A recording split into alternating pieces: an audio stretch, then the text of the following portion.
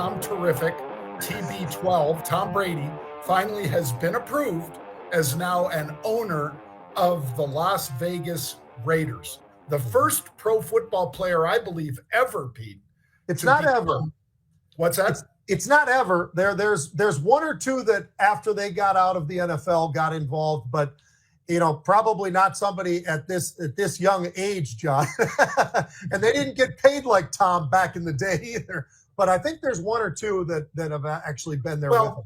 In fact, I guess I misspoke in a way, Pete, because technically George Halas, with the Decatur Staleys or Stanleys, whatever they were, that became the Chicago Bears, he was a player and an owner of that franchise, and then his family inherited it and so forth. But let's take a look and listen to Tom Brady as he walks through the doors as an owner of, not the owner, but as an owner with the owner who still has the worst haircut in the business. That would be Mark Davis. Yeah. Tom Terrific. This is their Raider facility. This is pretty special. It's a big son of a gun, isn't he? That's pretty cool. Yep. And what a great athlete. It's wonderful to see him still involved, not just on the announcing side, but certainly that big contract helped pay for a lot of that ownership stake that he just got, Pete. And who he dragged with him was the old defensive end Seymour came there with him. He got 0.5%. Tom got 5%. Seymour got 0.5%. So pretty cool. I mean, I love the fact that they stuck it out together. They both decided they wanted to get in there, and they got through the approval process. So I think that whole thing for Tom Brady is pretty cool. Speaking of Tom Brady, let's jump to the sports, John. In the NFL, and I say that, Tom Brady, obviously a quarterback, one of the greatest, if not the greatest quarterbacks of all time, the GOAT and all those things. And I'm one of those believers. I mean, I think the guy was special beyond words. And he didn't always have – I'll give you this one, John. Outside of Gronk, how many people could name you a running back or even a receiver other than maybe the 1 year with Randy Moss or, whatever it was? It's one of those things where it was really just this special guy, this great quarterback who distributed the ball to a lot of folks, had a great offensive line, but, it wasn't like he had the best receivers in the NFL playing with the New England Patriots. That was not the case. And some of these other guys have special receivers. Tom would have one or two once in a while, but he did a lot of this through his abilities and why he was so good. So I wanted to run this one by you. Early look at the MVP. Who should be the MVP if we stopped right now, not playoffs, nothing? And I got a real short list, so I'll go through it, John, to ask you, what do you think? So Lamar Jackson, this guy is absolutely incredible. He was the MVP last year. What has he done this year? Well, he's got 10 touchdowns, 2 interceptions, 1,500 yards passing, and 400 yards plus running the football. I would say that he might be right there again. Then you got Josh Allen. This is pretty good. Josh Allen's got 10 touchdowns. He's got 0 interceptions. Now, that's pretty amazing because we know who he is. He likes to throw the ball. He likes to run with the ball. He's got almost 200 yards rushing. He's got 1,100 passing. I still think you got to give it to Lamar. Lamar's been doing an amazing job, but Josh Allen also has the number 1 QBR, so he's another one. Then you throw in Joe Burrow. Problem for Joe is he's got no defense. They can't stop anybody. But nobody can stop Cincinnati either. So the only reason that they're able to be basically competitive is he is throwing the ball like he's never thrown it before this year. He's got 12 touchdowns, 2 interceptions. The guy, when you look at his numbers, he's number 2 in QBR, by the way. And then you've got C.J. Stroud, you got Baker Mayfield, have done a lot of special things. Baker's probably thrown too many interceptions versus the others. But here's my guy. I'm going to go outside of all these quarterbacks. How about Derrick Henry? The Derrick Henry that I see playing right now at 30 years old, John, looks better than the Derrick Henry that came out of Alabama and he was running the football when he was 22, 23 years old. The guy leads the NFL in yards per game with 117. He's averaging 6 yards a carry right now in the NFL. And if you've seen him at all, John, and some of the things that he does when he's not playing, he's got a special chef.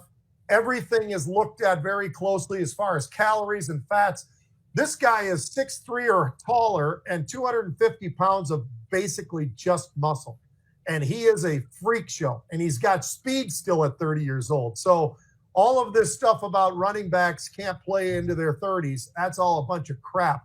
This guy, he's the reason, in my opinion, that Lamar Jackson is doing as well as he's doing, because now Lamar doesn't have to run all the time when it's there. He can still give the ball to Derrick Henry, and that puts that offense into a very, very interesting spot, because you and I both know, as former linebackers in the NFL, you got a running back who can run, you got to respect him.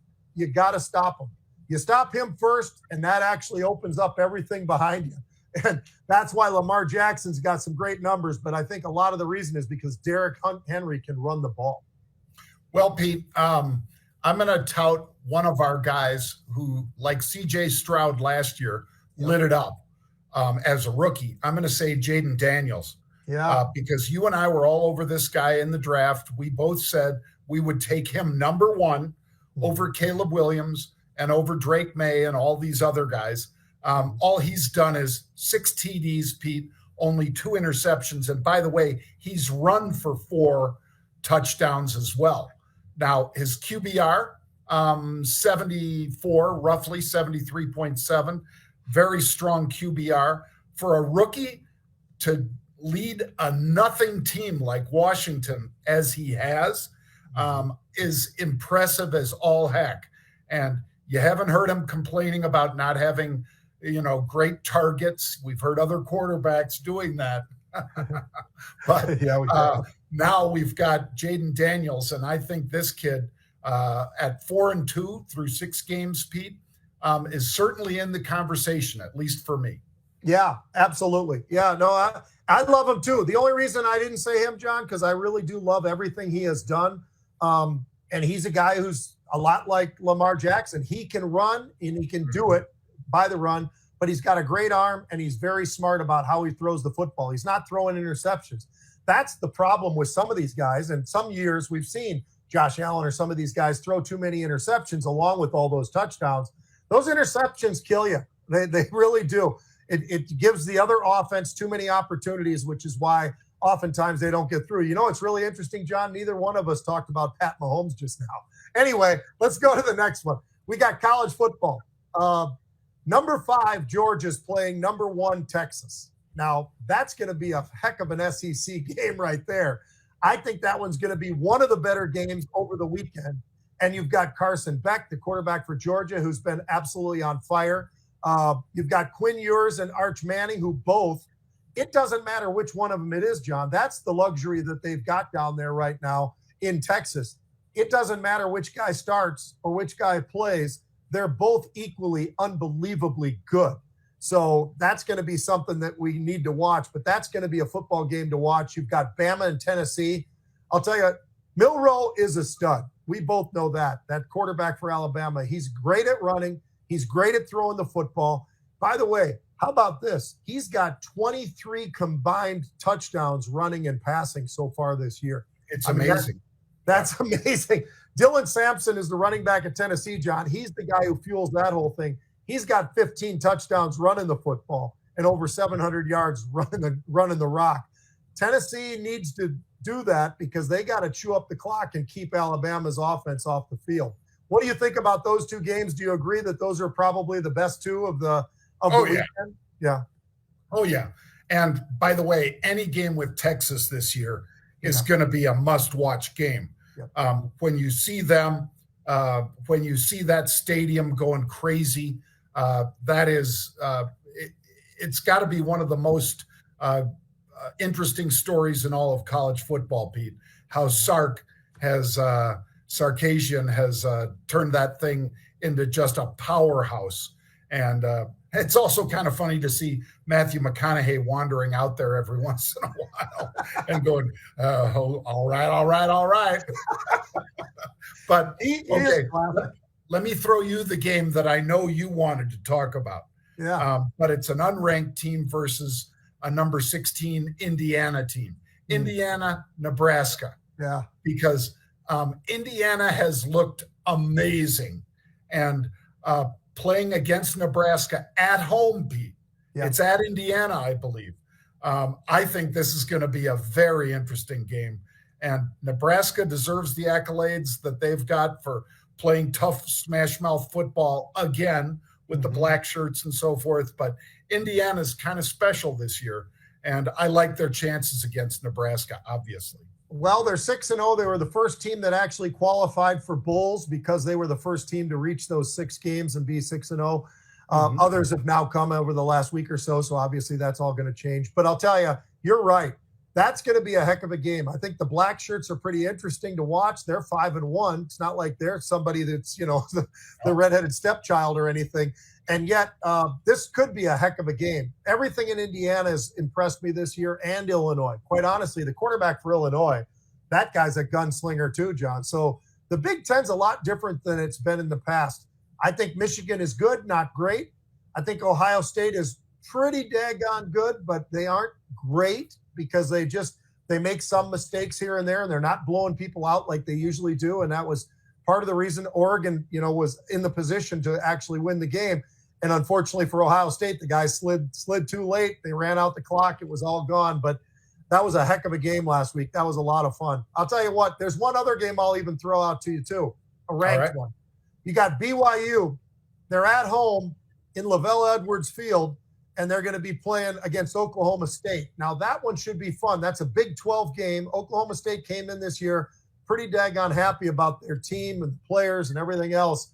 BYU's undefeated, and they've got a very interesting quarterback. The dynamic is very interesting. He's a runner, he's a passer, and he's not Mormon, John.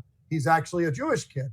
And it's really interesting because they had a whole feature on this on ESPN last week, and they have embraced him, and he's embraced them, and it's really amazing what they've been able to do on the field, but also, the interesting side of the off the field, because I don't know that has happened before at BYU, to be honest with you. But either way, they did a great feature on it, and the kid is running and gunning and doing a great job, and that's why they're undefeated right now.